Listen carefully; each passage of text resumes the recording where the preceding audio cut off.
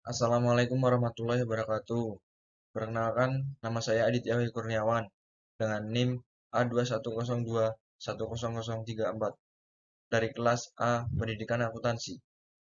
Di sini saya akan memaparkan materi tentang ekonomi, yaitu lembaga keuangan. Sejarah lembaga keuangan dalam perekonomian. Perkembangan dunia digital dewasa ini sangat pesat. Banyak sekali muncul berbagai lembaga jasa keuangan, baik online maupun offline. Jika Anda amati, kegiatan sehari-hari tidak lepas dari lembaga jasa keuangan. Dipicu jual beli online yang didukung lembaga jasa keuangan yang bekerja sama dengan e-commerce membuat semakin beragamnya produk dan bentuk lembaga jasa keuangan.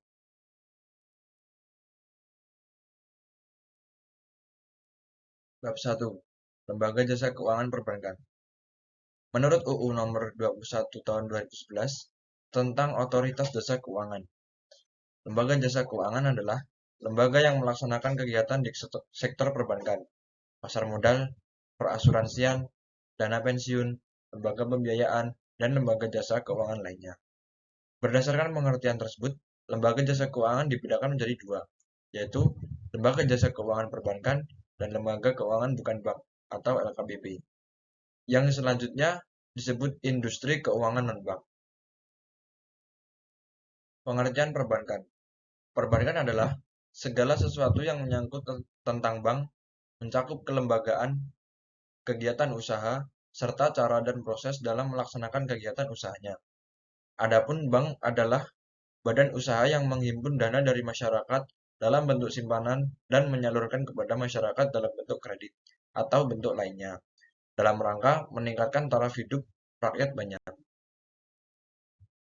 Asas, fungsi, tujuan, dan prinsip perbankan. Perbankan Indonesia dalam melakukan usahanya berasaskan demokrasi ekonomi. Berdasarkan Pancasila dan UUD 1945, berdasarkan UU Nomor 10 Tahun 1998 tentang perbankan. Perbankan Indonesia berperan sebagai penghimpun dan penyalur dana masyarakat. Bank berfungsi sebagai tempat menyimpan uang, perantara dalam lalu lintas pembayaran, lembaga pemberi atau penyalur kredit, lembaga pengatur peredaran uang, dan lembaga penjaga kestabilan nilai uang. Jenis-jenis bank. Jenis bank berdasarkan fungsinya, terdiri dari bank sentral, bank umum, dan bank perkreditan rakyat. Yang kedua, jenis bank berdasarkan kepemilikannya, terdiri dari bank milik pemerintah, bank milik swasta nasional, dan bank milik asing. Yang ketiga, jenis bank berdasarkan kegiatan operasionalnya, terdiri dari bank konvensional dan bank syariah. Bank Sentral Republik Indonesia. Sebagai bank sentral, Bank Indonesia mempunyai satu tujuan utama, yaitu mencapai dan memelihara kestabilan nilai rupiah. Dalam rangka memelihara kestabilan nilai rupiah, mengandung dua aspek, yaitu kestabilan nilai mata uang terhadap barang dan jasa, serta kestabilan terhadap mata uang negara lain. Selanjutnya, bank umum.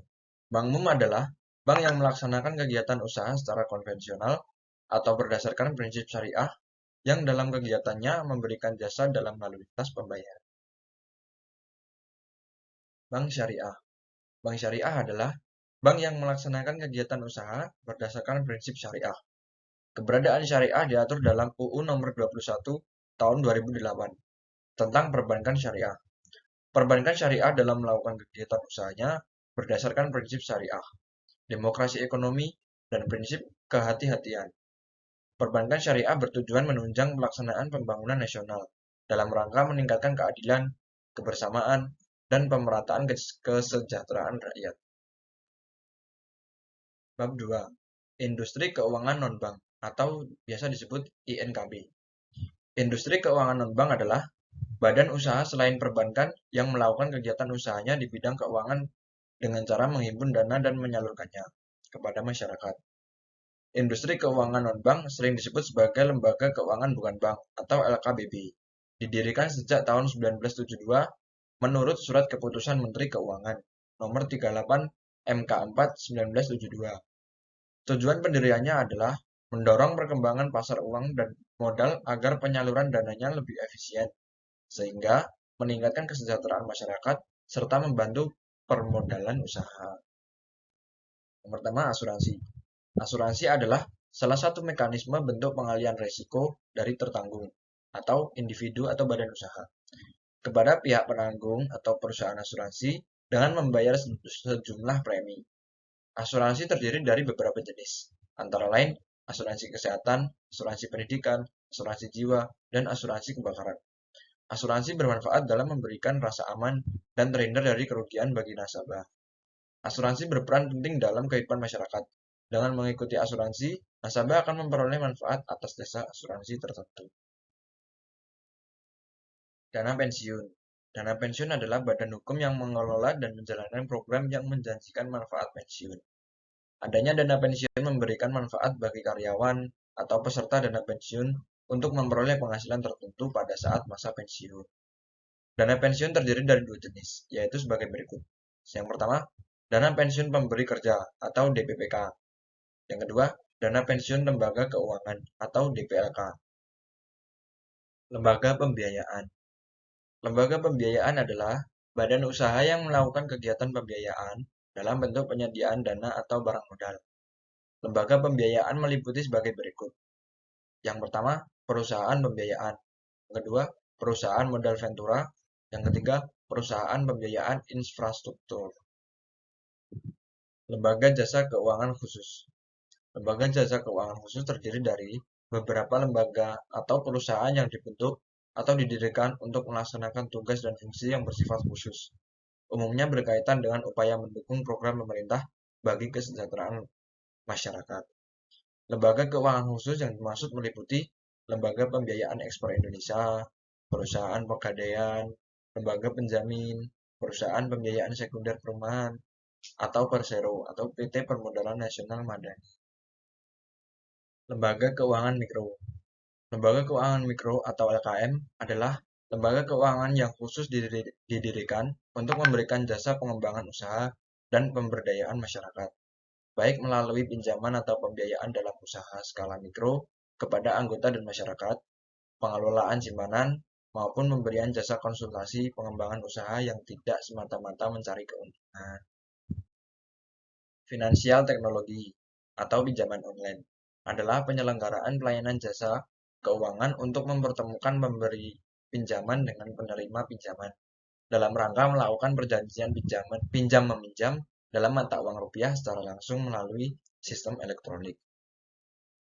Pasar modal atau bursa efek merupakan pasar tempat pertemuan dan melakukan transaksi antara pencari dana dan para penanam modal dengan instrumen utama saham dan obligasi. Adapun efek artinya surat-surat berharga. Bab 3. Otoritas Jasa Keuangan atau OJK dan Lembaga Penjamin Simpanan atau LPS. Lembaga keuangan dewasa ini berkembang pesat. Banyak lembaga keuangan menawarkan berbagai produknya. Dalam perekonomian, OJK memegang peranan penting. OJK berperan sebagai pengawas dalam industri jasa keuangan dan selanjutnya melindungi konsumen atas permasalahan dalam industri jasa keuangan. Pengertian OJK. Menurut UU Nomor 21 Tahun 2011 tentang OJK. OJK adalah lembaga yang independen dalam melaksanakan tugas dan wewenangnya, bebas dari campur tangan pihak lain, kecuali untuk hal-hal yang secara tegas diatur dalam undang-undang. Pengertian LPS atau Lembaga Penjamin Simpanan. Keberadaan LPS diatur dalam UU Nomor 7 Tahun 2009. LPS adalah suatu lembaga independen yang berfungsi menjamin simpanan nasabah perbankan di Indonesia. LPS menjamin simpanan nasabah bank yang berbentuk giro, deposito, sertifikat deposito, tabungan, atau bentuk lainnya yang dipersamakan dengan itu. Fungsi, tugas, dan wewenang LPS. Yang pertama, fungsi. Fungsi lembaga penjamin simpanan atau LPS yaitu sebagai berikut. Yang pertama, menjamin simpanan nasabah penyimpan. Yang kedua, turut aktif dalam memelihara stabilitas sistem perbankan sesuai dengan kewenangannya. Yang kedua, tujuan. Tujuan lembaga penjamin simpanan atau LPS yaitu merumuskan dan menetapkan kebijakan pelaksanaan penjamin simpanan, melaksanakan penjamin simpanan, merumuskan dan menetapkan kebijakan dalam rangka turut aktif memelihara stabilitas sistem perbankan, merumuskan, menetapkan, dan melaksanakan kebijakan penyelesaian bank gagal yang tidak berdampak sistematik. Melaksanakan penanganan bank gagal yang berdampak sistematik.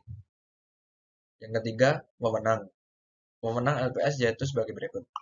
Menetapkan dan memungut premi penjaminan, menetapkan dan memungut kontribusi pada saat bank pertama kali menjadi peserta, melakukan pengelolaan kekayaan dan kewajiban LPS, mendapatkan data simpanan nasabah, data kesehatan bank, laporan keuangan bank, dan laporan hasil pemeriksaan bank sepanjang tidak melanggar kerahasiaan bank.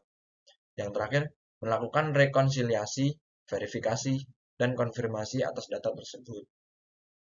Terima kasih.